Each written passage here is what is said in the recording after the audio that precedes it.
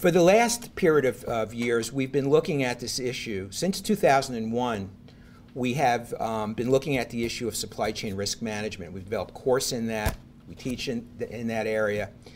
And that was accelerated by the recent financial collapse. And we began to realize that what was at stake here was the actual concept of supply chain management as we know it. That it is not static. It is not written in stone.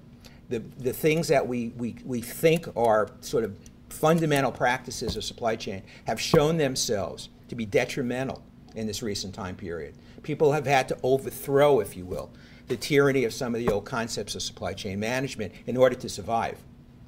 And our research is embedded in our third book, The New Science of Supply Chain Management, XSCM, and it's been sponsored by the Council of Supply Chain Management Professionals in Sterling Commerce, which is an IBM company.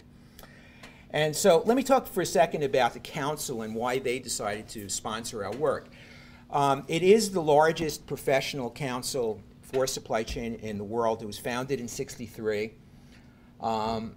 They are very strongly involved in global education, research, networking, et cetera. I don't know how many of you are familiar with them or have been to their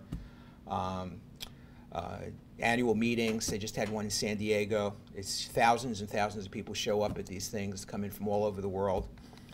And they have 9,000 global members from 60 countries. So they're quite extensive in their reach and operations. And their goals in supporting this work, Rick Blaskin, who was at a recent event we just had in Reagan Building, who is the CEO of CSCMP, their goal in supporting us was to advance the collective knowledge base, because they too recognize that volatility, risk on the rise was deeply affecting the operations of their member companies, and that people were kind of searching for ways to overcome it.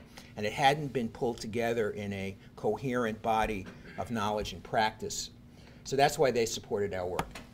So the project that we began with Tom and myself and Lisa Harrington, who is our other co-author, member of our center, we wanted to develop not just a book, but a multimedia package. And so we have a book. The book has an online toolkit, tools, spreadsheets, things that can be used in your own workplace.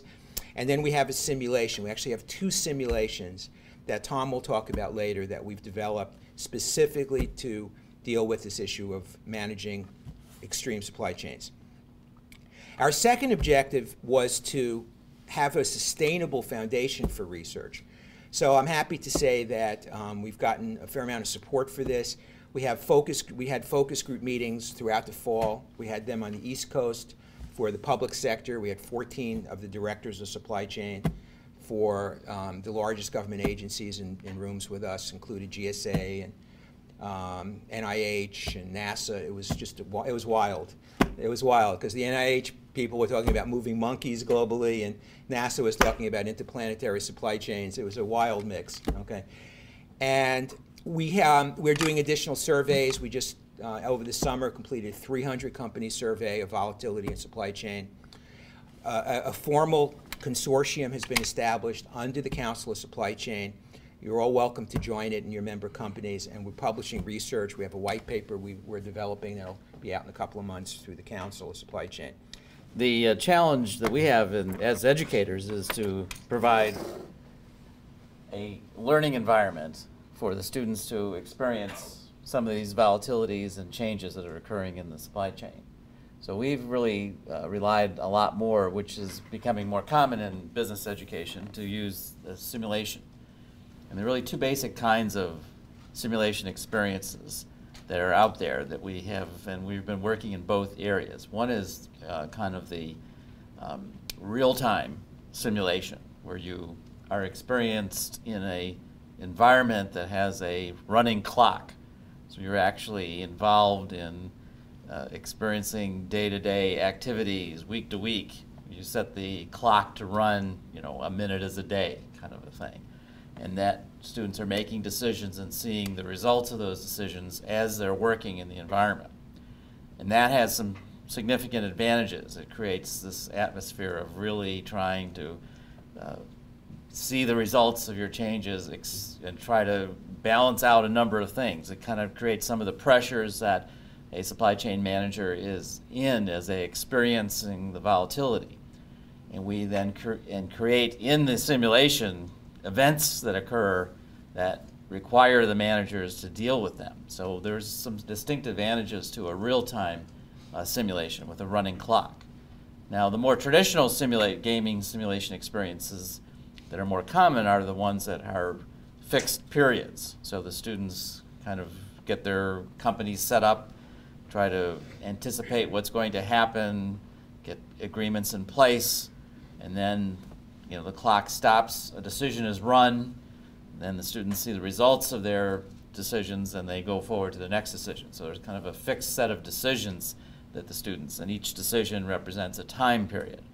So we have the continuous play simulations and then kind of the fixed period simulations. And we've been working in both areas to try to create simulation experiences that show the nature of the extreme supply chain and get students to work in that environment. So we've been working in both the real-time supply chain and the fixed events. In the real-time supply chain world, we've been working with Delft University on the real-time supply chain simulation and created an X-Treme. And we've been working with Delft for a number of years now to create this environment.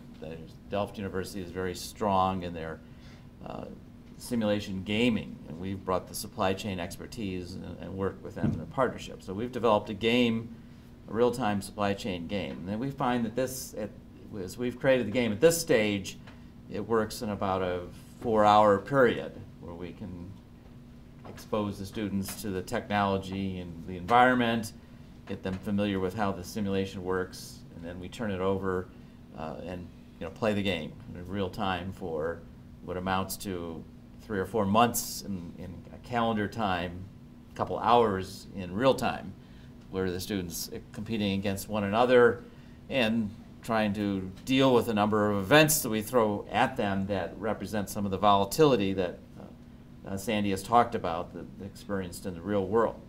So at this stage, we've created that environment, works in about a 4-hour time span, gets the students kind of aware of how challenging it is to be a supply chain manager in this volatile environment.